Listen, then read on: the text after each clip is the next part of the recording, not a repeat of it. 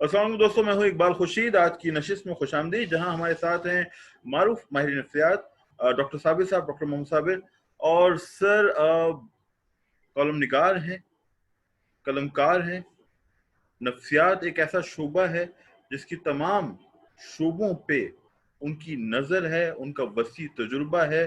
दुआ गो के नाम से उनका क्लिनिक है नाज़िमाबाद में, मगर उनका हल्का सिर्फ एक शहर तक महदूद नहीं है। उनकी तहरीरों के ज़रिए, डॉक्टर साबिर की तहरीरों के ज़रिए, उनके कॉलम्स, उनके मज़ामीन के ज़रिए कितने ही लोगों ने उनके इल्म से, तजुर्बे से इस्तिफ़ादा किया। नफसियाती अमराज एक ऐसी शय है जिसके बारे में हम बहुत कम बात करते हैं, लेकिन अगर डॉक्टर साहब जैसे मालिज हों, असातिज़ा हों, तो इस तरह की गुत्थियों को सुलझाया जा सकता है। तो आज हम डॉक्टर साबिर को खुशामदीद कहते हैं आज की नशिस्त में। Thank you sir. अस्सलाम वालेकुम इकबाल। बिस्मिल्लाहिर्रहमानिर्रहीम। इकबाल, आपका शुक्रिया कि आपने आज की नशिस्त के लिए मुझे मदऊ किया। और मैं इस हवाले से आपके जो नाजरीन हैं उन तक भी अपना सलाम पहुंचाना चाह रहा हूं। और मुझे उम्मीद है कि आज की गुफ्तगू से इंशाअल्लाह ताला काफ़ी सारे लोग ऐसे होंगे कि जिनको थोड़ा बहुत इस्तिफादा हासिल करने का ज़रूर मौका मिल सके। बिल्कुल सर, हम आपसे जी इकबाल। इस्तिफादा करना चाहते हैं आपके इल्म से भी। और जहाँ तक ऐसी बात है, नफ्सियात के शोबे में डॉक्टर साबिर का तजुर्बा है, वहीं वो एक कलमकार हैं और बहुत सीनियर लिखने वाले हैं, और उनके कॉलम्स के मज़ामीन के मुतअद्दिद मजमूए शाये हो चुके हैं।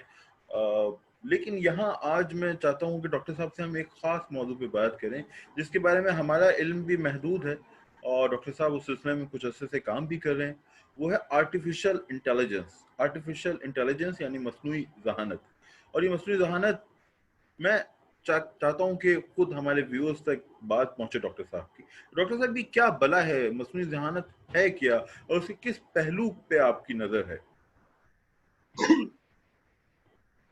इकबाल, मस्नूई ज़हानत, आर्टिफिशियल इंटेलिजेंस हम लोगों के लिए डेफिनेटली एक बहुत नया सब्जेक्ट है। लेकिन जाहिर है कि ये सब्जेक्ट हमारे पास जहाँ से आया है वहाँ के लिए ये एक नया सब्जेक्ट हरगिज़ नहीं है।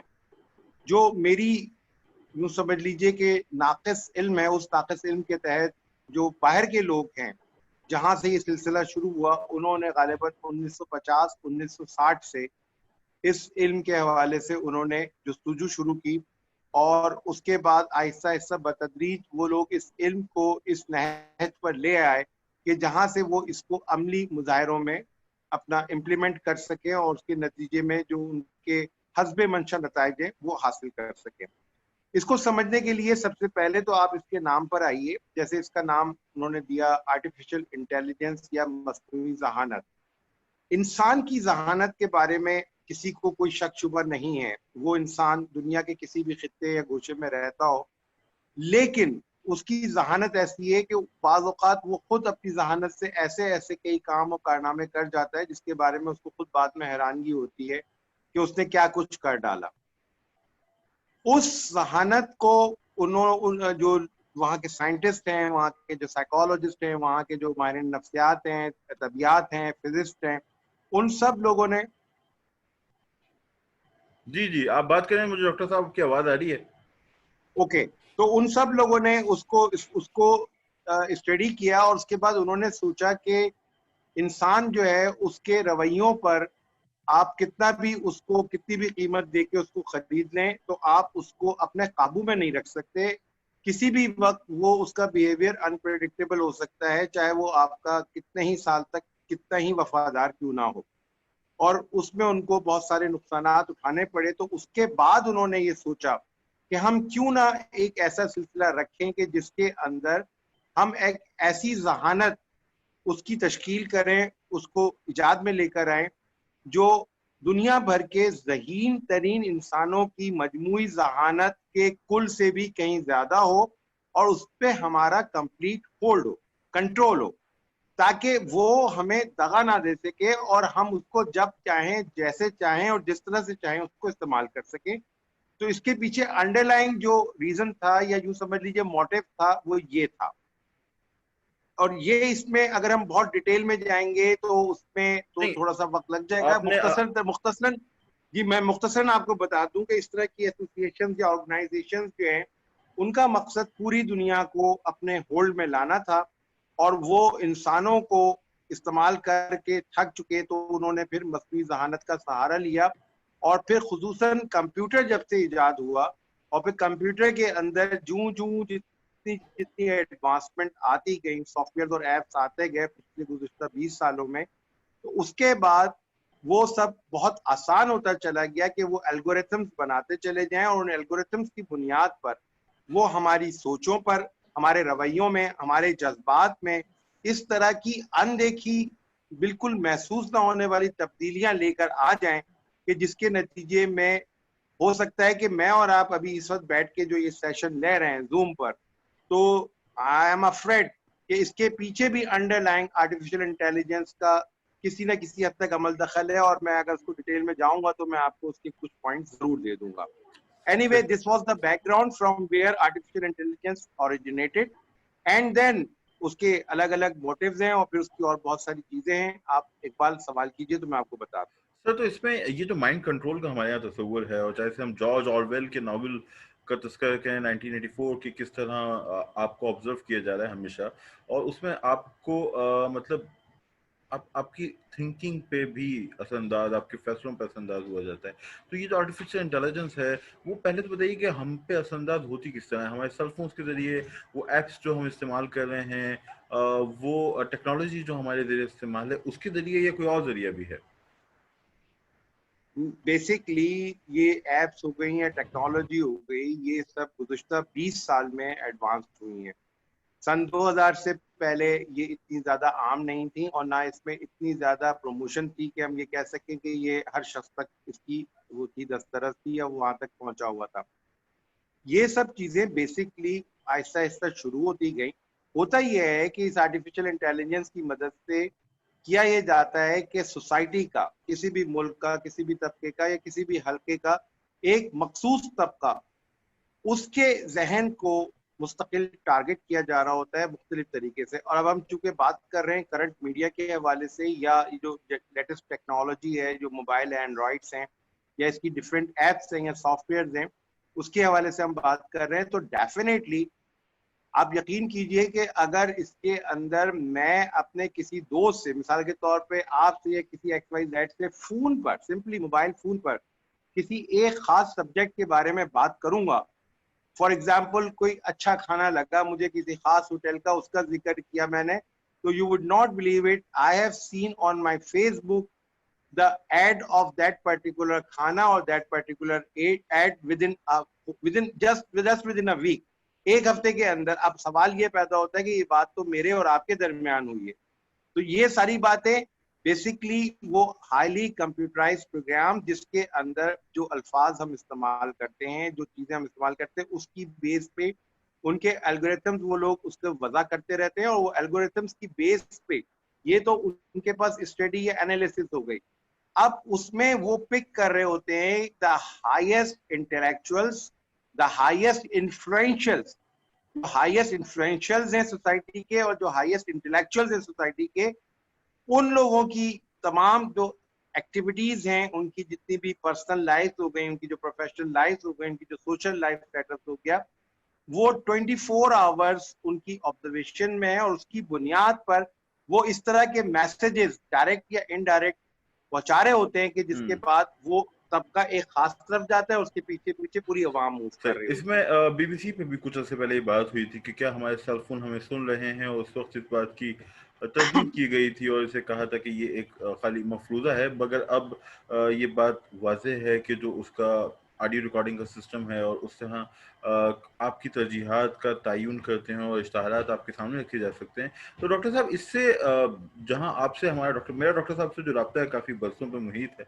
और आर्टिफिशियल इंटेलिजेंस पे भी गुज़िश्ता 1 से 1.5 बरस में हमारी बात हुई, और डॉक्टर साहब ने कुछ प्रेडिक्शंस भी इस हवाले से की, इस टेक्नोलॉजी को, इन एल्गोरिथम्स को इस्तेमाल करते हुए। तो मैं चाहूँगा डॉक्टर साहब, जो प्रेडिक्शंस आप करते रहे football world cup, cricket world cup में, और पाक इंडिया जो तनाज़ा था, एक जो कशीदगी थी उसके बारे में, तो वो कुछ तजुर्बात हमसे शेयर करें। जी इकबाल, डेफिनेटली अगर आप फेसबुक पे ज़ाहिर मेरे साथ अटैच हैं और आपने देखा होगा कि बहुत सी दफ़ा बहुत सी ऐसी बातें यूँ समझ लीजिए कि मुझसे सरजद हुई फेसबुक पे, पोस्ट की शक्ल में, जिसके बाद वक़्त मुझे काफी ज्यादा तनकीद का सामना भी करना पड़ा। लेकिन बेसिकली यूं समझ लीजिए कि ये तमाम तर चीजें, सबसे पहली बात तो ये ख्याल रखिएगा कि I am not a teacher of this subject, I am simply a student, very humble student of this very different new topic, जिसके बारे में मेरा पूरा यकीन है कि अगले 30 साल जो होंगे, गोइंग टू बी 2050 तक, वो दौर होगा आर्टिफिशियल इंटेलिजेंस का। बल्कि आर्टिफिशियल इंटेलिजेंस से भी कहीं ज्यादा जो अब मेरी फोकस ऑफ अटेंशन है वो है आर्टिफिशियल सुपर इंटेलिजेंस पे, ASI के ऊपर। ये ISI की बात नहीं हो रही है, हम ASI की बात कर रहे हैं। तो आर्टिफिशियल सुपर इंटेलिजेंस की बात हो रही है। तो बहरहाल जब से इस सब्जेक्ट पे मेरी नजर गई, इसके बारे में मुझे पढ़ने का और देखने का मौका मिला, फिर सोचने और समझने का मौका मिला, तो फिर जो इर्द गिर्द के जो इंटरनेशनल और नेशनल इवेंट्स है उन पे मैंने उसको उस तनाजुर में देखा, कोशिश की, और उसके हवाले से बहुत सारी चीजें ऐसी हुई कि जिसमें यूं समझ लेंगे, मैं समझता हूँ कि अराउंड 80% के करीब वो फोरकास्ट जो है, मैं अगर आप फेसबुक पे उसको सर कॉल करें कुछ माजून शेयर साहब को करें, भी। कुछ शेयर करें इमरान खान की जितने की भी प्रोडिक्शन आपने की थी, और कुछ इस तरह की प्रोडिक्शन हमसे शेयर करें, चूंकि हमारे नाज़रीन भी समझना चाहेंगे। और फिर मुझे ये भी बताइएगा कि आप उसका इंतखाब कैसे करते हैं, यानी वो कौन से टूल्स हैं जिसके जरिए आप प्रेडिक्ट कर सकते हैं। जो आपने कहा 90% जो फोरकास्ट थी वो दुरुस्त साबित हुई। तो पहले तो कुछ इस तरह की प्रोडिक्शंस, और मुझे फिर बताइएगा कि वो कौन सा तरीका है जिससे उन्हें प्रेडिक्ट किया जा सकता है। इकबाल देखें, पहली बात तो ये कि इसके लिए there is no such specific tool. ये हम्म। सिर्फ एक यूं समझ लें कि नंबर्स का गेम होता है, प्लस आप चीजों को, इवेंट्स को ऑब्जर्व कर रहे होते हैं, और आप ये सिर्फ ऑब्जर्वेशन कर रहे होते हैं कि आपको एक चीज का पता चल गया कि इसके पीछे मुहर्रिक क्या है। आपको पता चल गया कि आर्टिफिशियल इंटेलिजेंस जो है वो इस वक्त रन कर रही है इस पूरे मंजर के पीछे। वो आपको पता चल गया कि this is the main thing, this is the main factor. Then you try to realise के हाउ इट वर्क्स, तो आप उसकी बेस पे बहुत आसानी के साथ फोरकास्ट कर लेते हैं। अब मैं आपको बहुत छोटी मिसाल दूं और मैं आपको हाल से शुरू करता हूं, मैं फिर माजी में थोड़ा सा ले जाता हूं। जब से लॉकडाउन शुरू हुआ है तो उसके बाद मैंने कोशिश की कि मैं थोड़ा सा कुछ वक्त कंप्यूटर पे गुजारूं, डे टाइम्स का खास तौर पे, और इवनिंग में उसको अपनी क्लिनिक को थोड़ा महदूद, जाहिर है डेफिनेटली जो हालात थे। और इसमें मेरा शौक रहा है स्टॉक एक्सचेंज ट्रेडिंग का। नंबर्स का गेम है सारे का सारा। स्टॉक एक्सचेंज ट्रेडिंग के अंदर अब ये है कि इवन जो दो चार ब्रोकर्स हैं जो मेरे दोस्तों में से हैं, they ask me, sir tell me कि कौन सा शेयर हमें लेना चाहिए, कौन सा हमें बेच देना चाहिए। मेरे एक बहुत करीबी दोस्त हैं डॉक्टर इफ्तिखार, वो भी जाहिर है कि उन, अच्छा मैं कर रहा होता हूँ, मेरे पास इन्वेस्टमेंट बहुत लिमिटेड है, मैं वो लिमिटेड इन्वेस्टमेंट में 10 पैसे 20 पैसे 50 पैसे में मैं कोशिश कर रहा होता हूँ कि मैं अपनी सिर्फ उस आर्टिफिशियल इंटेलिजेंस को समझने के लिए, मजीद समझने के लिए कि कैसे ये एल्गोरिथम चल रहे होते हैं। और स्टॉक मार्केट चाहे वो पाकिस्तान की हो, न्यूयॉर्क की हो, टोक्यो की हो, यूके की हो, चाइना की हो, इंडिया की हो, ये सब सारी की सारी इकोनॉमिक्स जो है इसके पीछे इस वक्त आर्टिफिशियल इंटेलिजेंस है, आर्टिफिशियल सुपर इंटेलिजेंस है। इकबाल याद करें, अगर आपने बॉन्ड सीरीज की मूवीज देखी हो, क्योंकि मैं आजकल बॉन्ड सीरीज की मूवीज भी सारी तसल्सल के साथ देख रहा हूँ, तो उसमें अगर आप देखना शुरू करें from the very first movie doctor no in 1962 till the last movie in 2015 by the name of Spectre, from Sean Connery to Daniel Craig, इन दोनों मूवीज के अंदर आपको स्पेक्टर का एक लफ्ज दिया गया है, जो एक ऑर्गेनाइजेशन है, हिडन ऑर्गेनाइजेशन है, जो दुनिया पे रूल करना चाह रही है। हम्म। अब उन्होंने एक फर्जी एक नाम उसको दे दिया, लेकिन बॉन्ड की 25 मूवीज में से मैक्सिमम मूवीज में इस ऑर्गेनाइजेशन का कोई कैरेक्टर या इसका कोई रोल इसमें दिखाया गया है। बात इधर से उधर हो गई। अभी जैसे स्टॉक मार्केट की मैंने आपको बात की या स्पेक्टर की भी मैंने बात की, तो अब ये डेली बेसिस पे होता ये है कि अब डॉक्टर इफ्तिखार का भी मुझसे सवाल होता है, ब्रोकर भी मुझसे पूछते हैं कि भाई ये आप कैसे बता रहे हैं कि ये शेयर इस प्राइस को इसने टच किया है और ये प्राइस आपको बेच देनी है, खरीद लेनी है। अब आप लास्ट ट्रेडिंग डे की जैसे अगर हम बात करते हैं, दैट वाज ऑन फ्राइडे, परसों की बात है, उस वक्त ओजीडीसी का शेयर वो चल रहा था 117 और 117 रुपए 50 पैसे पे मॉर्निंग सेशन में, और morning the session was green. उस वक्त मैंने इफ्तिखार को कहा कि भाई देखो ये ओजीडीसी जो है आपके पास पड़ा है, आपको 2-4 रुपए मिल रहे हैं, इसको निकल लो यहाँ से, क्योंकि आई एम अफ्रेड के ये दोबारा 114 दिखा देंगे 2-4 दिन में। ये मैंने 2-4 दिन का लफ्ज इस्तेमाल किया, but you would not believe it कि जब 2:30 बजे सेकंड सेशन शुरू हुआ तो 3:15 बजे वो 113।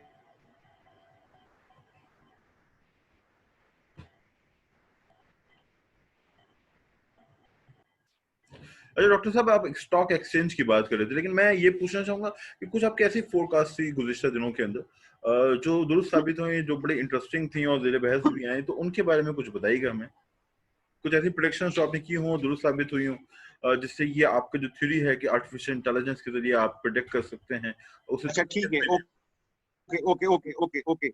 इमरान खान के इलेक्शन से पहले गालिबन वो पहले ही था फुटबॉल का वर्ल्ड कप, तो उसके मेरे ख्याल में क्वार्टर फाइनल तक मैं सही खेला हूँ। क्वार्टर फाइनल तक I was very much accurate. If you go on seeing my post तो आपको अंदाजा होगा कि उसमें जो विनिंग टीम थी वहां तक तो मैं सही पहुंचा था।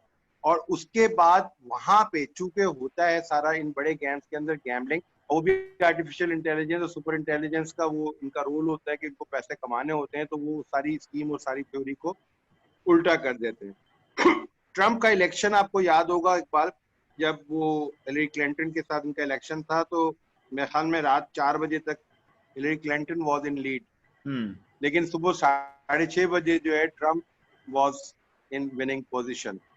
अच्छा, अब सिमिलरली जो मेरी जो इंटेलिजेंस वो उसके हवाले से जो थ्योरी है वो ये है कि मैं थोड़ा सा इंटरनेशनल पॉलिटिक्स के हवाले से भी अगर आप देखें कि ये इनका एक जो बड़ी ताकतों का या बड़ी कुव्वतों का जो सिलसिला है जिसके पीछे आर्टिफिशियल इंटेलिजेंस रन कर रही है, पाकिस्तान, इंडिया, इंग्लैंड, अमेरिका और ऑब्वियसली इसराइल, जाहिर है वो पांचवा कंट्री है।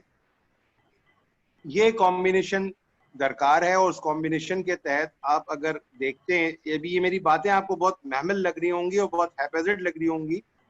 वजह ये कि चीजें बहुत है, उनको समेटने के लिए फिर मैं इनको उसको सिमेट्रिक करने में थोड़ा सा वक्त लग जाएगा। एनीवे, अब आप इन 5 कंट्रीज को देखिए और 5 कंट्रीज के, सॉरी 4 कंट्रीज के, इसराइल को छोड़ दीजिए, इन 4 कंट्रीज के लीडर्स को देखिए और इनके लीडर्स की जो पर्सनल लाइफ रही है बिफोर बिकमिंग द लीडर्स, उसको थोड़ा सा एवेलुएट कीजिए और स्टडी कीजिए। एक चीज। दूसरी चीज जो मेरी फुटबॉल वर्ल्ड कप के हवाले से थी, इसी तरह से क्रिकेट का वर्ल्ड कप तो भी नई बात है, पिछले साल की बात है, उसमें भी जो मेरी फोरकास्ट थी वो डे वन से यही थी कि पाकिस्तान जो अपना लीग मैच है वो इंग्लैंड के खिलाफ वो जीत जाएगा। और उसमें मैंने आपको वो फोरकास्ट दे रही थी कि Pakistan going to win against the next winner of the world cup. जी उसके हाँ, बाद आप बिल्कुल। देखिए कि फाइनल जो है, उसके बाद देखिए कि फाइनल कितना थ्रिलिंग उन्होंने करके दिया कि उस मैच को टाई होने के बावजूद भी इंग्लैंड के हक में उन्होंने वो फैसला दे दिया था। हम्म। इसी तरह की आपको 4-5 एग्जाम्पल मिल जाएंगी। फिर अगर हम एक बहुत ही अहम और नाजुक इशू पे बात करें, इसके हवाले से भी आपको 2-4 पोस्ट मेरी मिलेंगी कश्मीर के इशू के ऊपर भी। हम्म। तो अब अगर जो है कुछ लोगों को ये चीज नागवार ना गुजरे, तो मेरा अपना कयास ये है कि कश्मीर जो है, I think I'm afraid is going to be eventually is going to be divided in 3 parts। हम्म। और वो 3 पार्ट जो है इसके बारे में फोरकास्ट कर चुका हूँ और उसकी प्रॉपर ट्रेनिंग या ग्रूमिंग ये वो सामने आ रही है लोगों की। जैसे अब आपने देखा होगा अभी गालिबन कुछ ही दिन पहले इमरान खान साहब ने नया नक्शा पाकिस्तान का कश्मीर को, जो आज़ाद कश्मीर है, उसको तो हिस्सा आपका दिखाया आपका था। ये है कि तो जो सिविल कश्मीर जो है वो 3 हिस्सों में डिवीजन आप उसका देखते हैं, और वो आर्टिफिशियल इंटेलिजेंस के बयान पे आपका एक जिसका आपने तस्करा भी किया अपने सोशल मीडिया पे। तो सर अगर मैं ये कुछ। आर्टिफिशियल इंटेलिजेंस नहीं, मतलब उसके जो एल्गोरिथम्स हैं उसको स्टडी करने के बाद जो चीज समझ में आती है वो ये कि एवेंचुअली ये चीज अब ये इस तरह से मूव किया है, तो अब इसने इसका एंड रिजल्ट यहाँ तक पहुंचना ठीक है है। सर, कुछ और हम दूसरी एक बार आपको खुद बता दूं, 2 महीने पहले 3 महीने पहले की फोरकास्ट थी कि मिड ऑफ जुलाई और अगस्त के अंदर पाकिस्तान, ब्राजील और India would be the leading epic centres of pandemic COVID corona virus. Hmm. अब हम जब अगस्त के एंड में देखते हैं तो पता ही चलता है कि पाकिस्तान में बज़ाहिर कोरोना वायरस जो है वो बहुत कम रह गया है और इंडिया में और ब्राजील में तेज रफ्तारी के साथ उसमें इजाफा हो रहा है। Right. Right. Reason for simple is that के उसके अच्छा उसके पीछे रीजन ये है कि जो इंडियन गवर्नमेंट है that has failed to surrender itself to this international agenda of ASI artificial super intelligence का, कि कश्मीर के हिस्से बखरे करने हैं, जो कुछ भी करना है वगैरह वगैरह, and Pakistan has surrendered to it. अच्छा, आप इसको इस तरह देख पाकिस्तान रहे हैज हैं। एक्सेप्टेड।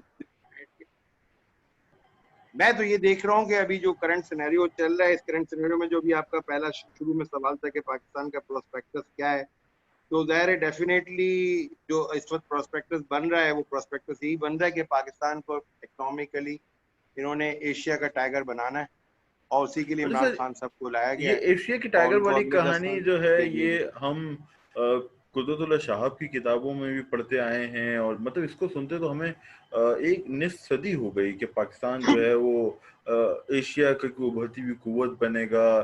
तो मतलब अब ये आर्टिफिशियल इंटेलिजेंस के जरिए आप इसका तस्करा कर रहे हैं, मतलब ये तो बहुत अरसे से बात हो रही है। ये हम क्या और 10 15 20 25 साल मजीद ये बात नहीं, सुनते देखिए रहेंगे? देखिए इकबाल इकबाल जो कुदरत देखिए, मैं आपको बात काट रहा हूँ, सॉरी। कुदरतुल्लाह साहब ने ये बात की थी रिलीजियस पर्सपेक्टिव में, हम्म। मैं बात कर रहा हूँ बहुत सेक्युलर पर्सपेक्टिव में। हम्म। Pakistan is being allowed to become the tiger in only one condition: if you become secular, purely secular instead of going Islamic. And definitely, the things are ruling like this. तो उसके हवाले से with in next 10 और 15 years जो है वो जो बज़ाहिर मुझे लगता है, आई डोंट नो कि व्हाट वुड हैपन, गैप का इल्म है ये, उसमें मुझे लगता है कि जो इनका एजेंडा है उस एजेंडे के तहत पाकिस्तान जो है वो उसको एक इकोनॉमिकली बूस्ट मिलना है और उस एक बूस्ट के एक लिए उसको अपनी बहुत सारी चीजें सेक्रीफाइस करनी यानी माशी माशी टाइगर बनेगा, एक इकोनॉमिकली टाइगर बनेगा, बट एक सेकुलर माइंडसेट के साथ। अच्छा ये बताइएगा, इमरान खान साहब का आपको क्या फ्यूचर दिखाई दे रहा है? 5 साल पूरे करेंगे और 5 साल के बाद वो कंटिन्यू करेंगे, या बस ये उनकी लास्ट इनिंग्स है?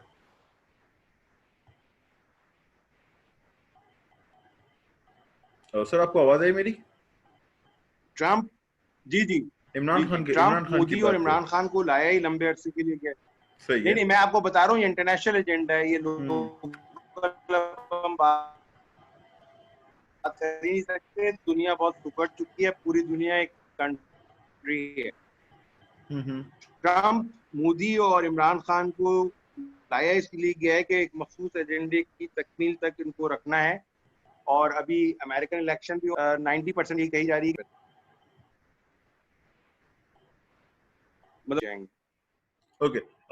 थोड़ा सा हमें टेक्निकल प्रॉब्लम फेस हम कर रहे हैं, बट एनीवेज हमारी कोशिश है कि बात अच्छी तरह कवर हो सके। तो डॉक्टर साहब कह रहे हैं कि मोदी, ट्रम्प और इमरान खान लंबे अरसे के लिए आए हैं, तो आप कह रहे हैं कि ट्रम्प जीत जाएंगे इलेक्शन। चले, ट्रम्प का तो ये दूसरा टर्म होगा, और खान साहब भी आप कह रहे हैं कि दूसरी टर्म में हुकूमत बना सकते हैं। जी डेफिनेटली लेकिन डेफिनेटली। और वो जिस, जी जी बोले। लेकिन नरेंद्र मोदी के तो 2 टर्म लेकिन व्हाट, हो गए, मतलब तो आप तीसरे में भी क्या भारत में बीजेपी हुकूमत बनाएगी, या फिर फेस चेंज होगा, या होने का इम्कान है? नहीं देखिए, बजाय जो इम्कान नजर आ रहा है, अगर मोदी एक्सेप्ट कर लेते हैं चीजों को जो उनको कहा गया है। सर आपका माइक ऑफ हो गया है। एक्सेप्ट नहीं कर पाए तो उस सूरत के अंदर, नहीं नहीं, ओके, ऑन हुआ दोबारा? अब हो गया। मैं इज आप it I on can, again? Yes yes I can hear you. अच्छा, मतलब ये जाहिर है, मैंने कहा ना कि ये एक एजेंडा है, रिटन एजेंडा है, वो प्रोवाइड कर दिया गया है। अगर आप उसको फॉलो करेंगे तो आप रहेंगे, नहीं करेंगे तो फिर आपकी जरूरत नहीं रहेगी। ठीक है सर, बहुत ये तो सिंपल सी हमने थ्योरी है। और सियासत अभी पे। जो सीओवीडी में जो लिया हुआ है इंडिया, हम्म। सियासत पे तो आपने ये जो बात की बड़ी इंपॉर्टेंट है, और इसको ना सिर्फ ये तो डॉक्टर साहब आर्टिफिशियल इंटेलिजेंस के पॉइंट ऑफ व्यू से बात कर रहे हैं, लेकिन जो तज्जियाकार हैं वो भी हमेशा इस बारे में बात करते रहते हैं कि अगर हम नरेंद्र मोदी को देखें, इमरान खान साहब को देखें और ट्रंप को देखें, तो एक पैटर्न हमें दिखाई देता है। और यहाँ पे बयानात और एक खास तरह की मीडिया प्रेजेंस भी बड़ी इंपॉर्टेंट है। तीनों शख्सियात की मीडिया प्रेजेंस बहुत स्ट्रांग है और यकसा है। अच्छा डॉक्टर साहब, थोड़ा सा पाकिस्तानियों का मतलब दिल तो हमेशा क्रिकेट में अटका रहता है, और अभी भी हम बड़ी हाँ मुश्किल हाँ। सिचुएशन में फॉलो ऑन का शिकार हैं। तो ये पाकिस्तानी क्रिकेट जो है, अब ये कभी दोबारा अपने पैरों पे खड़ी होगी, या बस ऐसे ही काम चलता रहेगा?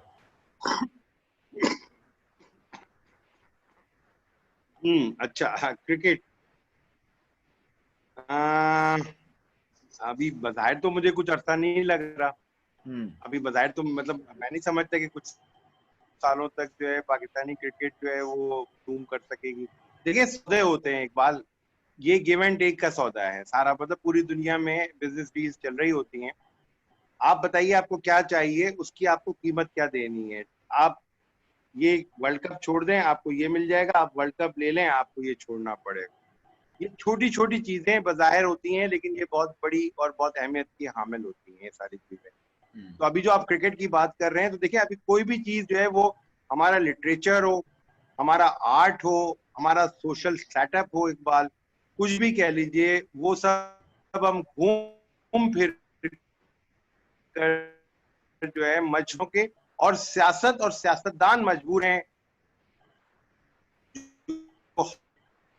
Higher authority blankly about the higher authorities जो पाकिस्तान में भी रूल कर रहे हैं, जो अमेरिका में भी रूल कर रहे हैं, जो दुनिया के हर कंट्री में behind the screen are the rulers. बादशाहगीर कह लीजिए या जो कुछ भी कह लीजिए, वॉट एवर उनका नाम आप दे लीजिए, पहले जमाने में होते थे, अब उनकी शक्लें बदल गई हैं, नाम बदल गए हैं। तो अच्छा, वो लोग भी जवाबदेह हैं आगे जाके उस एक पर्टिकुलर ग्रुप को। आप उसको पैरीमेसन का या जो वॉट एवर को कुछ भी नाम दे दें यार, वो अभी 1 करोड़ नामों से आप उसको कह लें, मैं उन सब डिबेट्स में नहीं जा रहा।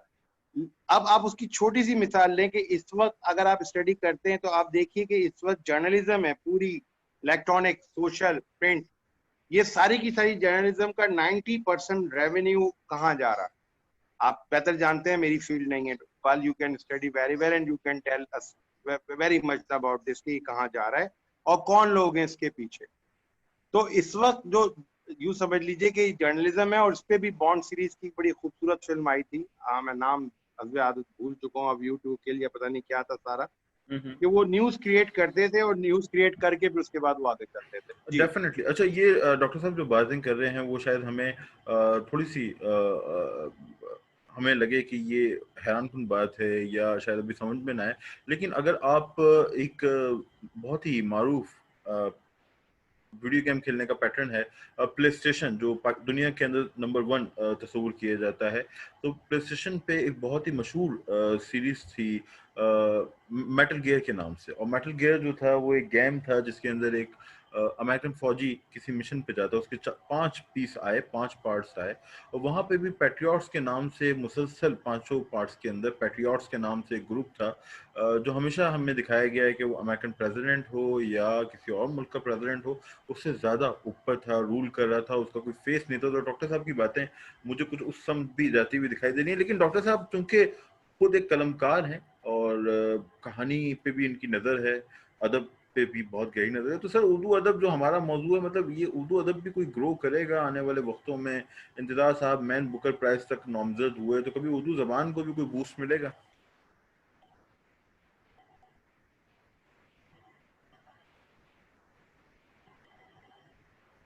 इकबाल देखें, हर उरूज को जवाल है और हर जवाल को उरूज है। मैं बहुत अफसोस के साथ कह रहा हूँ कि जाहिर है कि मैं 1900 यानी में समझ लीजिए कि 8-9 साल जो अभी तक जारी है, मेरे पास अभी कोई उर्दू का कोई अच्छा नॉवल नहीं है, कोई उर्दू का कोई अच्छा ऑथर नहीं है, या जिसको मैं बार बार पढ़ना चाहूँ सिवाय माजी के ऑथर्स के अलावा। और मैं ऑथर पैदा हुआ हो जो जिसकी नजर इतनी गहरी हो, जो फ्यूचरिस्टिक हो, जो विजनरी हो, जो विजडम के साथ अपने नॉवेल को लेके आगे चलाओ। जो उर्दू अदब की अगर आप बात कर रहे हैं, वो चाहे इंडिया का कह लें या पाकिस्तान का कह लें, 2 ही जगह है उर्दू, और तो तीसरी जगह तो कोई मुझे समझ में नहीं आती। तो यहाँ दोनों जगह आप देख लीजिए कि हम लोग अभी तक अपनी रिवायती शायरी में घुसे हुए हैं, अपनी तनकीद में घुसे हुए हैं, या वॉट एवर सारी चीजें। इनोवेशन नहीं है, फ्यूचरिज्म नहीं है, विजन नहीं है, कुछ कोई चीजें आगे बढ़ने वाली कोई चीज नहीं है, जिसकी वजह से मैं समझता हूँ कि अभी इसमें 50 साल का एक लंबा गैप आ गया है। इसमें कोई अचानक से कोई मौजूदा हो जाए, कोई ऐसा ऑथर आ जाए कि जो इस सबको ब्रेक थ्रू करके बाहर निकल जाए, तो वो एक अलग चीज है। अदरवाइज आप देख लीजिए, आपको एक रूटीन मिलेगा, आपको एक पैटर्न मिल रहा होगा, और उस पैटर्न पे एक बहुत ही मीडियोकर से भी कम मैं समझता हूँ कि जो एक तबका है वो आप उसको अपील कर सकते हैं, जो ज़ाहिर है 99% तबका हमारा मीडियोकर से भी कम है। मैं ज़हनी मिक़दार के हवाले से बात करूँ इकबाल, तो उसमें obviously literature is going to be affected and already affected. बज़ाहिर ग्रोथ के इम्कान नहीं नजर आ रहे इकबाल। और 50 बरस में भी आपको इम्कान नजर नहीं आ रहा। क्रिकेट टीम से मुतालिक भी आपने यही कहा, और डॉक्टर साहब ने कहा कि ट्रंप, मोदी, इमरान खान, नहीं, क्रिकेट में 50 साल के बारे बात नहीं हो रही। हाँ, क्रिकेट में 50 साल की बात नहीं हो रही, उर्दू अदब के हवाले से बात हो रही है। हाँ, क्रिकेट में उर्दू आपने अदब कहा के कि हवाले से फौरी कोई 50 इम्कान साल दिखाई नहीं दे मैं रहा। वजाहत के साथ कह सकता हूँ कि क्योंकि नहीं, जो अभी टीम कॉम्बिनेशन है वो आपके सामने भी इकबाल, और जाहिर है आप भी उसी इंटरेस्ट के साथ देखते हैं। असल चीज होती है psyche of the players. Psyche of the players आप देख लीजिए, ये साइकी ऑफ द प्लेयर्स ऐसी है ही नहीं कि जो एक मैच विनिंग कॉम्बिनेशन में आ सके। आप 10 में से 1 जीत जाए तो वो कोई बड़ी बात नहीं है, 10 में से 8 जीते आप तो वो फिर बड़ी बात होती है। तो बहरहाल कोई मैच विनिंग कॉम्बिनेशन नहीं है और मैच विनिंग कोई कैप्टन नहीं है। सारा कैप्टन खेल नहीं ये है। होता है कैप्टन का, कैप्टन का होता है, कैप्टन इनिंग खेलने वाला कोई नहीं। और जैसे थोड़ा फिल्म इंडस्ट्री पे भी आपकी दिलचस्पी है, तो ये अब हम बॉलीवुड, हमारा एक मौजू है सबकी दिलचस्पी का। बॉलीवुड में हम देखते हैं कि एक ज़माने में खान्स रूल कर रहे थे, बट ये कि अब उनके जो स्टारडम है उसमें क्रैक पड़ा है और दूसरे एक्टर्स जो हैं वो इमर्ज हो रहे हैं, जिसके पीछे एक पूरा एजेंडा भी हो सकता है, हम कह सकते हैं कि सियासी एजेंडा है। बट ये आप देख रहे हैं कि खान्स कम बैक कर लेंगे पोस्ट कोरोना वर्ल्ड के अंदर, सिनेमा जब रिवाइव होगा, ये आप समझते हैं कि वो डिक्लाइन की तरफ जाने का वक्त आ गया अब उनके? नहीं इकबाल, आई थिंक कि वो अपनी नेचुरल उरूज या नेचुरल लाइफ को वो अपना देख चुके हैं, अब वो ग्रेजुअली डिक्लाइन की तरफ ही जाएंगे। मतलब मैं नहीं समझता कि अगर आप खान्स की बात कर रहे हैं तो आई एम अफ्रेड कि तीनों खान में से भी अब किसी में भी ऐसा कोई पोटेंशियल नहीं है। आमिर खान में फिर भी थोड़ा बहुत स्पार्क है कि वो शायद कोई 1-2 फिल्में और हमें दे जाए, लेकिन बाकी शाहरुख और सलमान तो नहीं, मैं नहीं समझता कि अब वो हैं इस तरह के कि वो लॉन्ग टर्म कुछ में करें। कुछ और भी नहीं है, कैरेक्टर कुछ रोल में आप देखेंगे 4-5 साल में उनको बस। 4-5 साल में कैरेक्टर रोल्स में देखेंगे। और नहीं पाकिस्तानी कुछ नहीं है। और जो आपने नए इमर्जिंग, आपने जो इमर्जिंग, नहीं आपने जो बॉलीवुड के इमर्जिंग एक्टर्स की भी बात की, उनकी भी मैंने कई फिल्में देखी हैं, तो आई एम अफ्रेड कि उनमें भी कोई जान नहीं है। ये सब 20 साल 30 साल की इनिंग्स खेलनी है अपनी। अब जो इमर्जिंग कैरेक्टर्स एक्टर्स जो आ रहे हैं, इनमें से अभी तक मुझे कोई ऐसा स्ट्राइकिंग एक्टर नहीं नजर आया जिसके बारे में, सिवाय नवाजुद्दीन सिद्दीकी के, that person has got talent, but वो मार खा रहा है अपनी शक्लो सूरत से और अपनी बॉडी से कि he is not a hero. Physically he is not a hero, he is a mind hero. और हमारी सोसाइटी को चाहिए चमक चमक, ग्लैमर। तो ग्लैमर। जाहिर है कि वो उसके अंदर। और दोस्तों, डॉक्टर साहब के साथ आज हमारी पहली नशिस्त थी और हमारी ख्वाहिश थी कि थोड़ा आर्टिफिशियल इंटेलिजेंस के हवाले से डॉक्टर साहब की जो प्रेडिक्शंस हैं उन पे जो माजी में हुई, जैसे फुटबॉल वर्ल्ड कप हो, अमेरिकन इंतखाबात हों, पाकिस्तान के इंतखाबात हों, वो माजी में भी करते रहे हैं और आज उन्होंने कुछ बहुत ही और सनसनीखेज बातें की। और मैं चाहूँगा कि हम अब आइंदा कोई नशिस्त रखें डॉक्टर साहब से जिसमें हम फर्दर बात कर सकें। तो डॉक्टर साहब बहुत शुक्रिया। बस आपसे आखिरी क्वेश्चन मैं करना चाहूँगा, 2 किताबें जो आप रेकमेंड करना चाहें लोगों को पढ़ने के लिए, एक लिटरेचर से और एक जो आपका मौजू है नफ्सियात या आर्टिफिशियल इंटेलिजेंस या पर्सनल ग्रूमिंग के हवाले से कुछ किताबें अगर आप रेकमेंड करना चाहें, और फिर मैं चाहूँगा हम किसी नशिस्त में फिर बैठे और मिलकर इस बारे में बात करें। ओके इकबाल, देखें अगर उर्दू लिटरेचर की अगर आप बात करेंगे तो उर्दू लिटरेचर के अंदर तो मेरे ख्याल में एक किताब तो शायद कहना मुश्किल हो जाएगा, 4-5 बुक्स हैं जो मैं मस्ट रीड कहूँगा एक उर्दू अदब के कारी को। आग का दरिया, अलीपुर का एली, राजा गेट, और मेरे ख्याल में 3 तो बड़ी किताबें यही हैं। बाकी तो फिर बहुत सारे लोग हैं जिनके बारे में आपका इंटरेस्ट है वो अपने पढ़ सकते हैं। और इंग्लिश लिटरेचर जो है वो उसकी फील्ड बहुत वास्ट है, उस पर मैं बुक की बजाय ऑथर को रिकमेंड कर सकता हूँ कि ऑथर्स जो हैं वो अगर आप पढ़ें तो उससे आपको बहुत सारी चीज़ें समझ में आ रही होती हैं। अब जब रिसेंटली मैंने लॉकडाउन में डेविड बैल्डिकी को ख़त्म किया है, and you would not believe it कि whatever he forecasted in his books in 1990s, वो 4-6 साल के बाद वो सारी चीजें प्रैक्टिकली इम्प्लीमेंट हो गई। तो वो जो मैं बात कर रहा था ना कि हमारे लिखने वाले के पास विजन नहीं है, हमारे लिखने वाले अपने माजी में गुम है। हमारा लिखने वाला सिर्फ माजी से बाहर नहीं निकल पाया, वो अपने हाल की भी बात नहीं कर पा रहा और वो मुस्तकबिल के बारे में बिल्कुल बेखबर है। मुस्तकबिल के बारे में सिर्फ जो बात की है वो सिर्फ इब्ने सफ़ी मरहूम ने बात की है। और इब्ने सफ़ी क्या, आप अगर पढ़ लीजिए बुक्स तो उनकी 60s और 70s की जो बुक्स हैं उसमें जो कुछ प्रेजेंट किया गया है वो सब आज प्रैक्टिकली मेटेरियलाइज होकर हम सब अपनी जिंदगियों में देख रहे हैं, जो उस वक्त मैं बचपन में बहुत हैरत से पढ़ा करता था कि क्या ये चीजें मुमकिन होंगी कभी, और वो अब मेरे सामने है और मौजूद। सेल्फ तो ग्रूमिंग के हवाले एनीवे से भी बुक्स के कोई हवाले से तो ये कोई बात हो गई। कोई नाम और आप जो लेना सेल्फ ग्रूमिंग के हवाले से जो, जी जी जी जी जी जी इकबाल, जी इकबाल, सेल्फ ग्रूमिंग के हवाले से जो सबसे बेस्ट बुक मुझे लगी है वो बड़ी अजीब सी और अनोखी आपको लगेगी, लेकिन मैं उसको रिकमेंड भी करूंगा और मैंने हजारों लोगों को पढ़वाई भी है, हजारों लोगों को गिफ्ट भी दी है, हजारों लोगों को मतलब रिकमेंड भी की है। वो अशफाक अहमद साहब की गुफ्तगू की जो मजमुआ है टीवी प्रोग्राम जाविये का, उसके जो 3 वॉल्यूम्स हैं, अगर वो 3 वॉल्यूम्स अगर हम अच्छी तरह पढ़ लें, समझ लें और उनके किसी भी 10% हिस्से को भी अडॉप्ट कर लें अपनी लाइफ में, तो उससे ज्यादा खूबसूरत सेल्फ ग्रूमिंग पॉसिबल है नहीं। क्योंकि उन्होंने ऑलमोस्ट उनकी जो तीनों किताबों में उनकी गुफ्तगुओं को जो उन्होंने शामिल किया है, तो वो तमाम तर चीजें मौजूद हैं जो एक अच्छी पुरसुकून और कामयाब जिंदगी गुजारने के लिए जरूरी होती हैं। और अदरवाइज जो आजकल सो कॉल्ड के मोटिवेशनल स्पीकर्स हैं, आई एम अगेन अफ्रेड, इस पे तनकीद मेरा बिल्कुल मौकफ नहीं है, लेकिन बेसिकली ये सब ऐसे ही हैं कि बस आपने मतलब पैसा कमाना है या नाम कमाना है, काम नहीं है कुछ भी, काम दिल में उतरने वाली बात कोई नहीं है। दिल में उतरने वाली बात नहीं। हमारे साथ थे डॉक्टर साबिर, माहिर नफ्सियात हैं, कलमकार हैं, कॉलम निगार हैं और एक नई जहत आर्टिफिशियल इंटेलिजेंस के एक्सपर्ट के तौर पे हमने आज उन्हें मदऊ किया था और कोशिश होगी कि डॉक्टर साहब से हम इस्तिफादा करें। आने वाले वक्तों में कुछ और सेशंस हम रखें। डॉक्टर साहब नहीं, आई एम सॉरी इकबाल, बात काट रहे हो। जी जी, नहीं, you are welcome, you are welcome. अल्लाह हाफिज। अल्लाह हाफिज, अल्लाह हाफिज।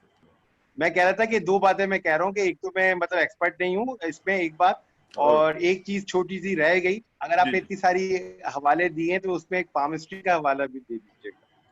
अच्छा, पामिस्ट्री वाले पे भी हम डेफिनेटली बात करेंगे सर, और मैं जाके भी डॉक्टर साहब से मिलूंगा अपने हाथ। इसमें भी अल्हम्दुलिल्लाह अल्लाह का शुक्र है कि अब तक 1 लाख से ज्यादा हाथ देखे जा चुके हैं, 1 लाख से ज्यादा हाथ देखे जा चुके हैं, और इसमें भी 99% जो बातें बताई गई हैं वो एक्यूरेट निकली हैं। और इसमें पर्सनैलिटी असेसमेंट में मैं जाता हूँ, not telling about the future के हवाले से कोई बात नहीं होती, सिर्फ पर्सनैलिटी असेसमेंट और आपके हिडन जो स्ट्रेंथ हैं, वीकनेसेस हैं, उनके हवाले से बात होती है। And most of the time they come true, और जिन लोगों ने फॉलो किया उनको अल्लाह ताला ने कामयाबी दी। दोस्तों, डॉक्टर साहब, खुशी हुई इकबाल कि आपने बहुत डिफरेंट टॉपिक का इंतखाब किया और लोगों के जहन खोले और खुलवाएं। ओके, थैंक यू सर, बहुत शुक्रिया। चैनल आप लोग यहाँ तक पहुंचे हैं तो जरूर सब्सक्राइब करें और इंशाल्लाह फिर किसी नशिस्त में मुलाकात होगी। Okay, you are welcome, you are welcome. अल्लाह हाफिज।